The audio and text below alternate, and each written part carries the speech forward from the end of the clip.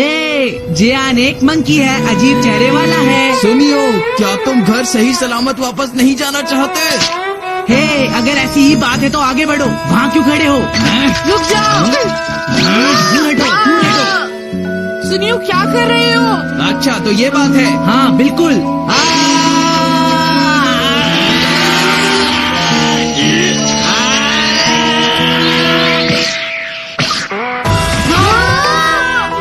लगता है उस गैजेट ने धोखा दे दिया।